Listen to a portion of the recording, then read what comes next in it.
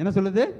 ஞானி. கர்த்தருக்கு பயப்படுகிற பயம், அதாவது தவறு செய்வதற்கு முன்பாக பயந்து நம்ம ஓடிட்டோம்னு வச்சுக்கோங்களேன், அதுதான் கர்த்தருக்கு பயப்படுகிற பயம் நம்ம கிட்ட இருக்குன்னு அர்த்தம்.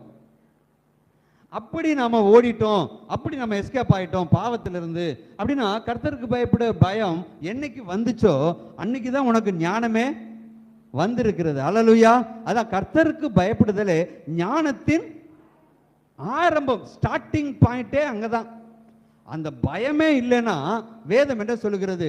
மதிகேடன், மூடன் என்று சொல்லுகிறது. அதுவும் சொல்லியிருக்கு. தேவன் இல்லை என்று மதிகேடன் தன் இருதயத்திலே சொல்லி, கடவுள்லாம் ஒன்றும் கிடையாதுங்க அப்படின்னு சொல்றவனை பார்த்து வேதம் என்ன சொல்லுகிறதுனா மதிகேடன் என்று சொல்லுகிறது. என்னைக்கு நீ கர்த்தர் ஒருவர் இருக்கிறார், அவருக்கு நான் பயந்து அவர் வழிகளில் நான் நடக்கணும்னு யோசிக்கிறோமோ, கர்த்தருக்கு பயப்படுதலே ஞானத்தின் ஆரம்பம் என்று சொல்லப்பட்டுகிறது. அப்ப ஞானம் என்றால் என்ன?